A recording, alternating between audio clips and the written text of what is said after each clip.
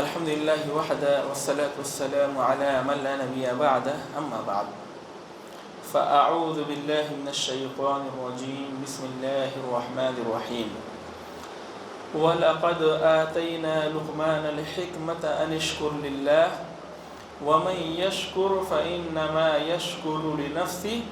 وَمَنْ كَفَرَ فَإِنَّ اللَّهَ غَنِيٌّ حَمِيدٌ وَإِذْ قَالَ لُقْمَانُ لِابْنِهِ وَهُوَ يَعِظُهُ يَا بُنَيَّ لَا تُشْرِكْ بِاللَّهِ إِنَّ الشِّرْكَ لَظُلْمٌ عَظِيمٌ۔ یہ سورہ لقمان کی دو آیتیں میں نے آپ کے سامنے پڑھیں اور انشاءاللہ تعالی لقمان علیہ السلام نے اپنے بیٹے کو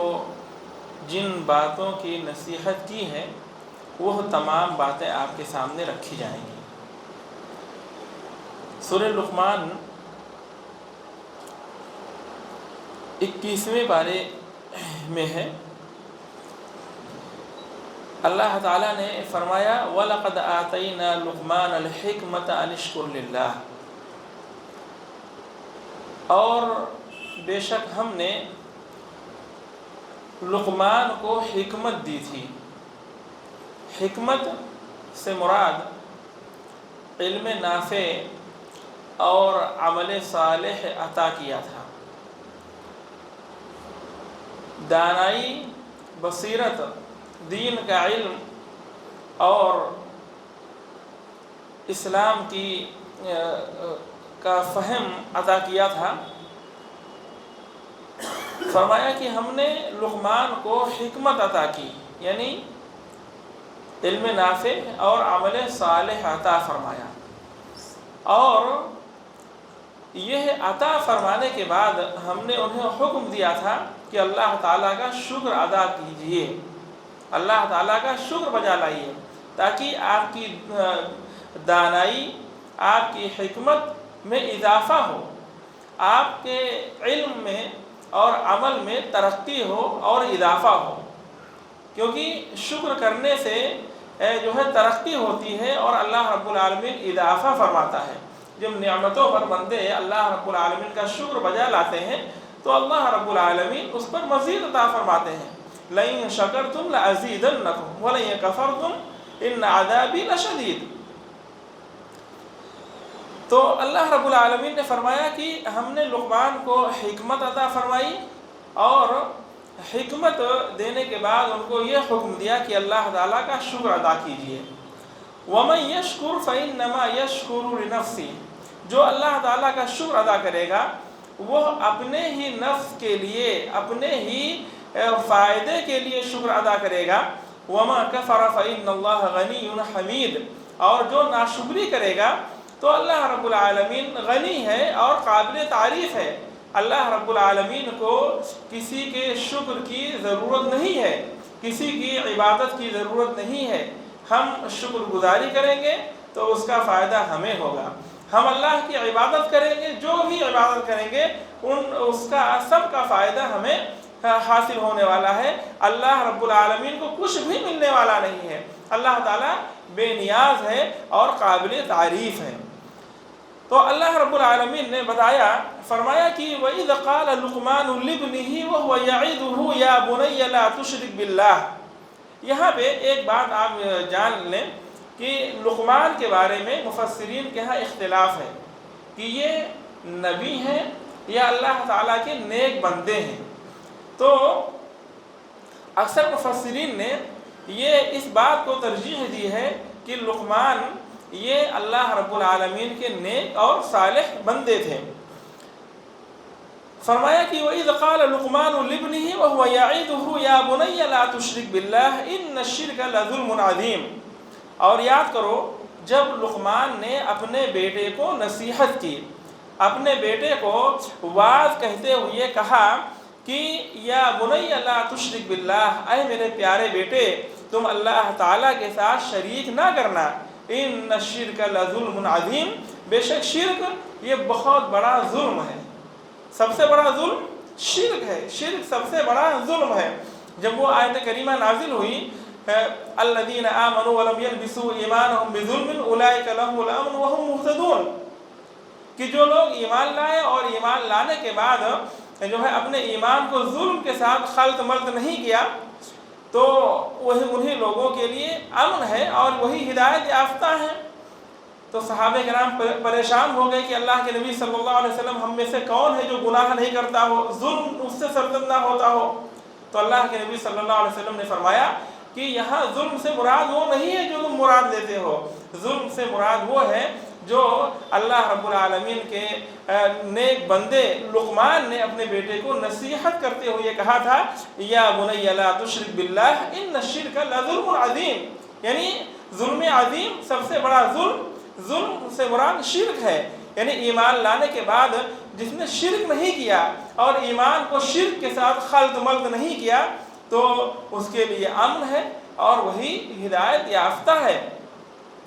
فرمایا وَوَصَّيْنَا الْإِنسَانَ بِوَالِدَيْهِ حَمَلَتْهُ أُمُّهُ وَهْنًا عَلَى وَهْنٍ وَفِصَالُهُ فِي عَامَيْنِ أَنِ اشْكُرْ لِي وَلِوَالِدَيْكَ إِلَيَّ الْمَصِيرُ۔ یہاں لقمان علیہ السلام نے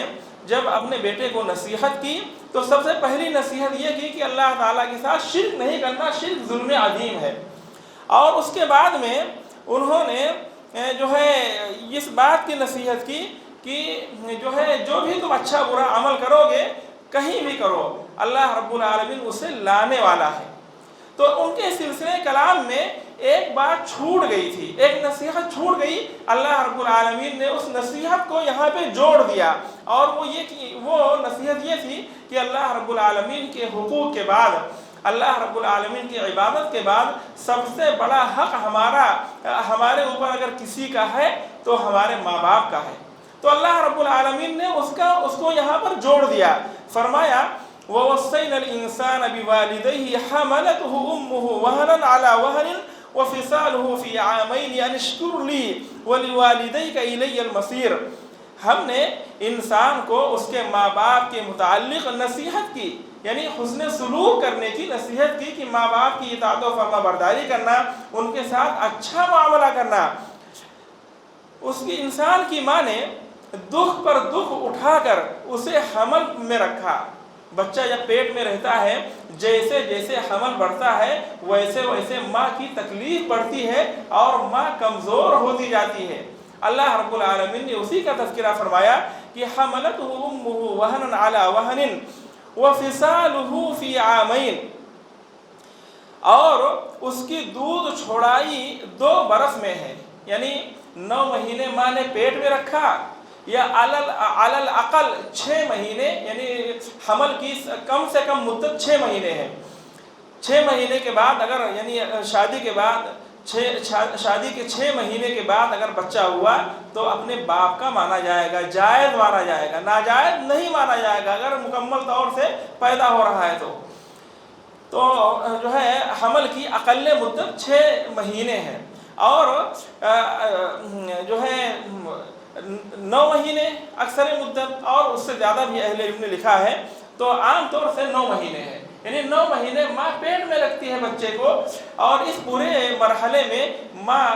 کو پریشانی ہوتی ہے اور اس کی پریشانی بڑھتی ہی جاتی ہے، دکھ پر دکھ اور پریشانی پر پریشانی وہ اٹھاتی ہے، مصیبت جھیلتی ہے، اور اس کے بعد میں 2 سال دودھ پلاتی ہے ماں، اسے 2 سال دودھ پلاتی ہے۔ تو فرمایا کہ جو ہے اس کی ماں اور اس کی دودھ چھڑائی 2 برس میں ہے کہ تو میری اور اپنے ماں باپ کی شکر گزاری کر۔ فرمایا کہ انشکر لی ولی والدیک الی المصیر، تم سب کو میری ہی طرف لوٹ کر آنا ہے، یعنی جو ہے ماں باپ کی اطاعت و فرما برداری ایسے ہی نہیں ہے، بلکہ خاص طور سے ماں نے بہت دکھ اور درد سہا ہے، بہت پریشانی اٹھائی ہے۔ اس وجہ سے اللہ رب العالمین نے اس بات کو یاد دلایا کہ انسان ماں باپ کے ساتھ معاملہ کرتے وقت ماں کی تکلیفوں کو اور پریشانیوں کو یاد رکھے، تاکہ اس کے دل میں نرمی پیدا ہو، اس کے دل میں رحم آئے، اور ماں باپ کے مقام کو، خاص طور سے ماں کے مقام کو وہ پہچانے۔ اور اللہ رب العالمین نے فرمایا کہ الی المصیر، میری ہی طرف لوٹ کر آنا ہے۔ ظاہر سی بات ہے سب کو اللہ تعالیٰ کی طرف لوٹ کر جانا ہے۔ اللہ رب العالمین نے جن باتوں کا حکم دیا ہے اگر ان پر عمل نہیں کیا گیا، ان کی مخالفت کی گئی تو اللہ رب العالمین کے پاس جائیں گے تو ظاہر سی بات ہے وہاں شرمندہ ہونا پڑے گا، سرخروئی حاصل نہیں ہوگی، اور اللہ رب العالمین کے احکام کی مخالفت پر سزا بھی ملے گی۔ اللہ رب العالمین نے جہاں ماں باپ کی اطاعت و فرما برداری کا حکم دیا، وہیں اس بات کا بھی حکم دیا کہ اگر ماں باپ شرک کرنے پر مجبور کریں اور دباؤ ڈالیں تو گرچہ ماں باپ کی اطاعت و فرما برداری فرض ہے لیکن شرک نہیں کرنا ہے، ماں باپ کے کہنے پر بھی شرک نہیں کرنا ہے، یا شرک کے علاوہ کسی بھی غلط کام کا ماں باپ حکم دے تو ماں باپ کی بات نہیں ماننی ہے۔ لا طاعت لمخلوق فی معصیت الخالق، کسی بھی مخلوق کی اطاعت جائز نہیں ہے اللہ رب العالمین کی معصیت میں، یعنی مخلوق کی اطاعت وہاں پہ کرنی ہے جہاں اللہ رب العالمین کی اطاعت میں اللہ رب العالمین کی معصیت نہ ہوتی ہو، اللہ تعالیٰ کی نافرمانی نہ ہوتی ہو۔ اگر کسی بھی کام میں اللہ رب العالمین کی معصیت لازم آتی ہے تو ایسی صورت میں کسی کی بات نہیں مانی جائے گی، کسی کی اطاعت نہیں کی جائے گی۔ اللہ رب العالمین نے یہاں پہ فرما دیا وَإِن جَاهَدَاكَ عَلَىٰ أَن تُشْرِكَ بِي مَا لَيْسَ لَكَ بِهِ عِلْمٌ فَلَا تُطِعْهُمَا وَصَاحِبْهُمَا فِي الدُّنْيَا مَعْرُوفًا وَاتَّبِعْ سَبِيلَ مَنْ أَنَابَ إِلَيَّ ثُمَّ إِلَيَّ مَرْجِعُكُمْ فَأُنَبِّئُكُم بِمَا كُنتُمْ تَعْمَلُونَ، کہ اگر وہ دونوں یعنی تمہارے ماں باپ تم پر اس بات کا دباؤ ڈالے کہ تم میرے ساتھ شریک کرو جس کا تمہیں علم نہ ہو تو تم ان کا کہنا نہ ماننا، ہاں دنیا میں ان کے ساتھ اچھے سے رہنا، اچھے سے اچھی طرح بسر کرنا اور اس راہ پر چلنا جو مومنوں کا راہ ہو کی راہ ہے، جو مومنوں کا راستہ ہے، مومنوں کے راستے پر چلنا۔ وَاتَّبِعْ سَبِيلَ مَنْ أَنَابَ إِلَيَّ ثُمَّ إِلَيَّ مَرْجِعُكُمْ فَأُنَبِّئُكُم بِمَا كُنتُمْ تَعْمَلُونَ، پھر تم سب کو میری ہی طرف لوٹ کر کے آنا ہے اور میں تمہیں تمہارے عملوں سے باخبر کروں گا۔ پھر اللہ رب العالمین نے یہاں پہ جو جن باتوں کی وصیت لقمان نے اپنے بیٹے کو نہیں کی تھی، اللہ رب العالمین نے اس وصیت کو جوڑ کر کے پھر آگے لقمان کی وصیت کا ذکر فرمایا کہ لقمان نے یہ اپنے بیٹے کو وصیت کی، یا بنی انہا ان تکن مثقال حبۃ من خردل فتکون فی صخرۃ او فی السماوات او فی الارض یأتی بها اللہ ان اللہ لطیف خبیر۔ میرے پیارے بیٹے، اگر کوئی چیز رائی کے دانے کے برابر ہو، پھر وہ بھی خواہ کسی چٹان میں ہو یا آسمانوں میں ہو یا زمین میں ہو، اسے اللہ تعالیٰ ضرور لائے گا۔ اللہ تعالیٰ بڑا باریک بین اور خبردار ہے۔ اس سے پہلے آپ کے سامنے حدیث بیان کی گئی تھی کہ اللہ کے نبی صلی اللہ علیہ وسلم نے فرمایا کہ انسان جو ہے کوئی عمل ایک ایسے چٹان میں کرتا ہے جس میں کوئی سوراخ بھی نہیں اور نہ کوئی دیکھنے والا، نہ کوئی کھڑکی، نہ کوئی دروازہ، ایسی چٹان میں بھی کرتا ہے تو اللہ رب العالمین اس عمل کو بھی لائے گا، ظاہر کرے گا، وہ عمل چاہے اچھا ہو یا برا ہو۔ اس واسطے انسان کو بہت سوچ سمجھ کر کے کوئی بھی عمل کرنا چاہیے اور کوشش یہ ہونی چاہیے کہ کوئی غلط کام اس سے نہ ہو سکے۔ لقمان نے اپنے بیٹے سے کہا یا بنی اقم الصلاۃ وامر بالمعروف وانہی عن المنکر واصبر علی ما اصابک ان ذلک من عزم الامور، اے میرے پیارے بیٹے تو نماز قائم رکھنا، اچھے کاموں کی نصیحت کرتے رہنا اور برے کاموں سے منع کرنا، یعنی امر بالمعروف اور نہی عن المنکر کا فریضہ انجام دینا۔ اور ظاہر سی بات ہے جو لوگ یہ کام کرتے ہیں، امر بالمعروف اور نہی عن المنکر کا کام کرتے ہیں، یعنی لوگوں کو بھلائیوں کا حکم دیتے ہیں، برائیوں سے منع کرتے ہیں، تو انہیں پریشانی لاحق ہوتی ہے، تو جو پریشانی اس کے نتیجے میں آئے اس پر صبر کرنا۔ یقین مانو کہ یہ جو ہے بڑے تاکیدی کاموں میں سے ہے۔ اور پھر اللہ رب العالمین نے ان کی اور نصیحت ذکر کی اور فرمایا کہ لقمان علیہ السلام نے اپنے بیٹے سے کہا وَلَا تُصَعِّرْ خَدَّكَ لِلنَّاسِ، اور لوگوں کے سامنے اپنے گال نہ کھلانا، اپنے گال نہ کھلانا، یعنی لوگوں سے اعراض نہیں کرنا اور تکبر سے پیش نہیں آنا۔ بلکہ خندہ پیشانی کے ساتھ پیش آنا، مسکراتے ہوئے ان سے ملنا، اور تواضع اور خاکساری اختیار کرنا لوگوں کے سامنے، اور زمین پر اترا کر نہ چلنا۔ کسی تکبر کرنے والے شیخی خور کو اللہ تعالیٰ پسند نہیں فرماتا ہے۔ وَلَا تَمْشِ فِي الْأَرْضِ مَرْحًا إِنَّ اللَّهَ لَا يُحِبُّ كُلَّ مُخْتَالٍ فَخُورٍ وَاقْصِدْ فِي مَشْيِكَ وَاغْضُضْ مِنْ صَوْتِكَ إِنَّ أَنكَرَ الْأَصْوَاتِ لَصَوْتُ الْحَمِيرِ، اور اپنی رفتار میں میانہ روی اختیار کرنا، اعتدال کے ساتھ چلنا، جو اچھا راستہ ہو، اچھی چال ہو وہ چلنا۔ ایسا نہیں کہ ایسی چال اختیار کرو کہ دیکھنے والا سمجھے کہ بیمار کوئی جا رہا ہے، یا ایسی چال اختیار کر لو کہ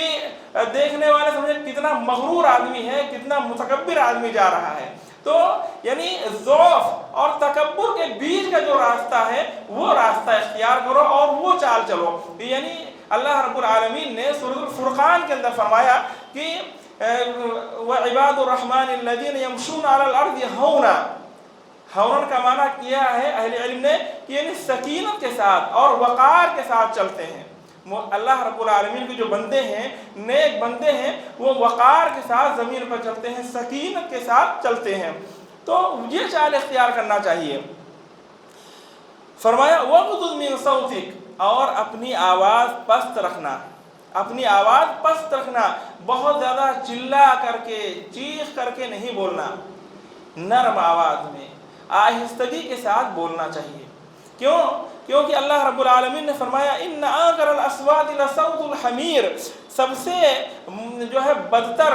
اور مکروہ آواز گدھوں کی آواز ہوتی ہے۔ گدھوں کی آواز اسی واسطے اللہ کے نبی صلی اللہ علیہ وسلم نے فرمایا کہ جب تم گدھے کی آواز سنو تو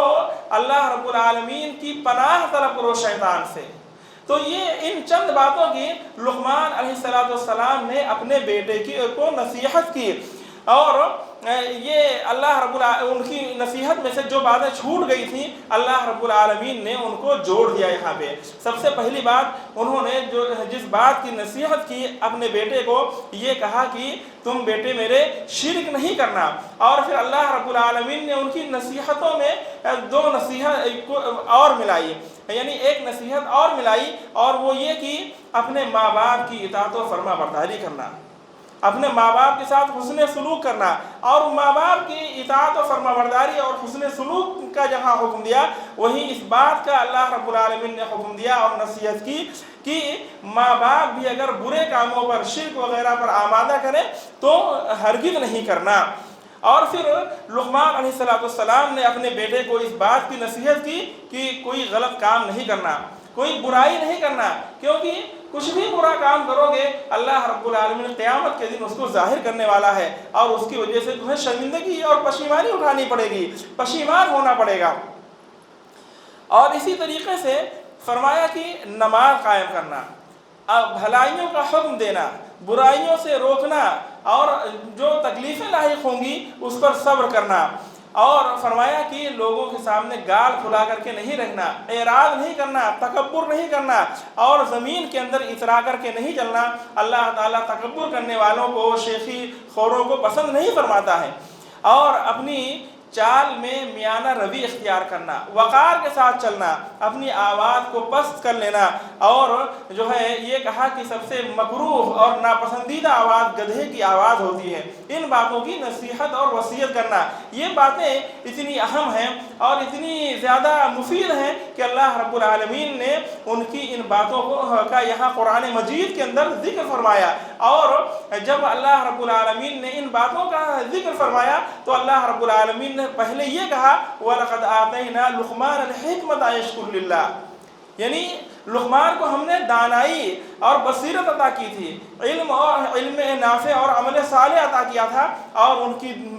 دانائی اور بصیرت والی باتوں میں سے یہ سب باتیں ہیں۔ تو یہ سب باتیں بہت ہی مفید ہیں ہر ماں باپ کو اپنے بچوں کو ان باتوں کی نصیحت کرنی چاہیے. سب سے پہلے ان کو شرک سے منع کرنا چاہیے اور اسی طریقے سے ماں باپ کے حقوق کو بھی ان کے سامنے بیان کرنا چاہیے تاکہ بچے نافرمان نہ ہوں اور ماں باپ کی قدر کریں, ماں باپ کے مقام و مرتبے کو پہچانیں. اور برائیوں سے منع کرنا چاہیے, ان کو دور کرنا چاہیے, نمازوں کا پابند بنانا چاہیے اور بھلائیوں کا حکم دینے والا, برائیوں سے روکنے والا اور سب مصیبتوں پر صبر کرنے والا